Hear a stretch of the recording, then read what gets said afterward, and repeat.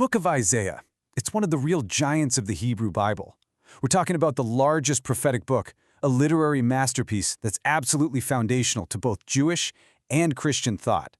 For, centuries, its words have inspired people, challenged people, and comforted millions. But what if? What if this single, massive book wasn't written by a single person at all? I mean, you really can't overstate its importance. In the New Testament alone, it's quoted or alluded to more than 250 times. And get this, when archaeologists were carefully sifting through the Dead Sea Scrolls, the most common biblical book they found right after Psalms was Isaiah. The text itself it's seen as holding some of the most profound spiritual ideas ever put to paper. So here's where it gets really interesting. For the last couple of centuries, this deep, fascinating debate has been going on among scholars. And it's a debate that really gets to the heart of how we read any ancient text. It asks this one kind of provocative question: who actually wrote the book of Isaiah? Because believe me, the answer you land on completely changes what its most famous passages mean. So, in this explainer, we're going to unpack that exact question. First, we'll just set the stage, see how influential this book really is. Then we'll dive into that big authorship debate, one prophet or maybe three. We'll look at how that debate creates totally different ways to read some famous prophecies. After that, we'll find a powerful theme that actually unifies the whole book. And then we'll wrap up by thinking about what this all means for us today. Okay, let's jump right in. To really get what we're talking about, you first have to appreciate the sheer scale and impact of this text. It isn't just another book in the library. It is a genuine cornerstone of religious history. Just to put it in perspective for you, we're talking about a text with 66 chapters written over 2,500 years ago. Its survival alone is remarkable, let alone its influence. From the community at Qumran who treasured it by the Dead Sea, all the way to the writers of the New Testament who saw their own story in its pages, Isaiah has been this constant, powerful voice through the ages. And that powerful influence brings us right to the core of this whole thing. Was it one prophet or three? You can really understand this debate by looking at the book through two completely different lenses. You've got the traditional view, which was held for most of history, and then you have a very different idea that's come out of modern scholarship.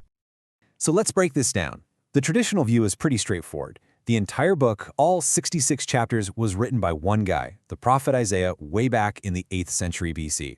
So from this perspective, when the book talks about things that happened centuries later, like the Babylonian exile or the rise of Cyrus the Great, that's seen as divinely inspired, predictive prophecy.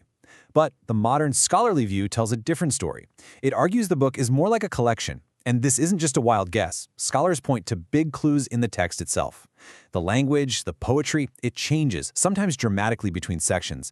And the historical world described in the later chapters is so clearly the world of the Babylonian exile, a time that just didn't exist yet in the 8th century.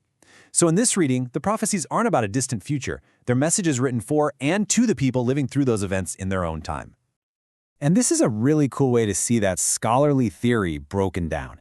You've got First Isaiah, that's chapters 1 through 39. This is seen as the original 8th century prophet dealing with the terrifying threat of the Assyrian Empire. Then you jump forward about 200 years, and you get 2nd Isaiah, who wrote chapters 40 to 55. His world is totally different. He's speaking to Jewish exiles living in Babylon, giving them this incredible message of hope. And finally, you have 3rd Isaiah, who added the last section. He's talking to the community after they've come back home, dealing with all the messy challenges of rebuilding. Okay, so this is where the rubber really hits the road. We're going to see how these two different lenses, one prophet predicting the future versus multiple authors writing in their own time, give us radically different meanings for some of the most famous verses in the entire Bible. Let's start with a big one. You've almost certainly heard this verse, especially around Christmas. It's totally central to the Christian story of Jesus' birth. But the question is, what did it actually mean when it was first written down? And this is fascinating because the whole thing pivots on a single word. In the original Hebrew, the word is Alma, which just means a young woman. So for scholars, this points to something happening right then and there, a sign for King Ahaz in the 8th century BC. Basically, hey king, a young woman right here in your court is going to have a baby, and before that kid is very old, your political problems will be gone. But then, centuries later, when the Hebrew Bible was translated into Greek, the translators used the word parthenos, which can mean virgin. And Matthew's Gospel in the New Testament quotes that Greek version, seeing it as a prophecy of Mary giving birth to Jesus. So you see, two lenses. One is about 8th century politics, the other is about a messianic birth hundreds of years later. All right, next up, let's look at another incredibly powerful passage, the suffering servant from Isaiah 53.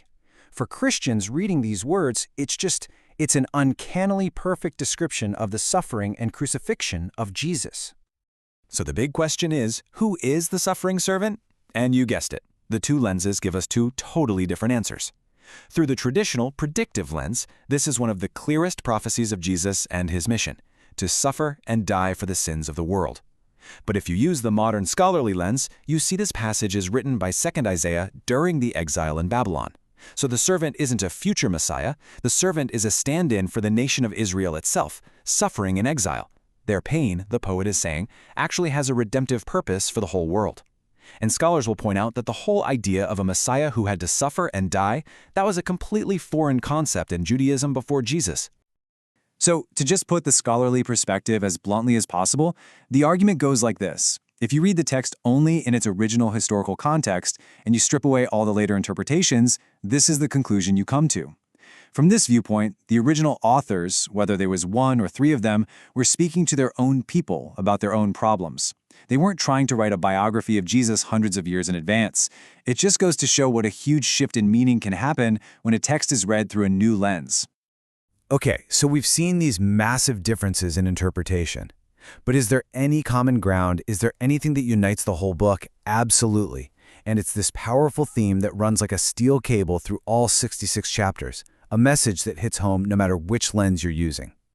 And that theme is a passionate, unwavering demand for social justice. Throughout the book, the author, or authors, just condemn the rich and powerful for taking advantage of the vulnerable. They thunder against corrupt leaders and unjust systems. And the message couldn't be clearer. True religion isn't about going through the motions. It's not about rituals like fasting. It's about actively caring for the poor, the hungry, and the oppressed. And what's really amazing is how specific this concern is. The book doesn't just talk about the poor in some vague general way. No, it uses several distinct Hebrew words to describe their exact situations. You've got the dal, who's the weak farmer just trying to scrape by. Then there's the ani, the person who has been actively oppressed, made poor by somebody else. And then you have the ibion, the truly destitute person, the beggar with no options left. The fact that the language is so rich, so specific, it just shows you how deeply central this theme of justice really was. All right, so after looking at all these different layers, let's pull it all together. What's the big picture? What's the final takeaway from this deep dive into the book of Isaiah? Well, I think the crucial point is this. The book of Isaiah can be read as a book of supernatural prediction, foretelling events hundreds of years before they happened. It can also be read as an anthology, a collection of prophetic writings, each one responding to a specific crisis in its own time. And just understanding that both of these lenses exist is the real key. It lets you appreciate the deep and complex legacy of this text. It shows us how communities, like the early Christians, could reread their own sacred texts in light of new events and find powerful, profound new meanings that maybe the original authors never even intended. And that really leaves us with a pretty big question, right? It's not just about what Isaiah meant to people 2,500 years ago, it's about what it means to us now. Is a text's meaning locked into its original context forever, or is meaning also found in the centuries of interpretation that come after? That's a question that really invites us to think, not just about Isaiah, but about how we find meaning in any ancient, powerful text that's been handed down to us.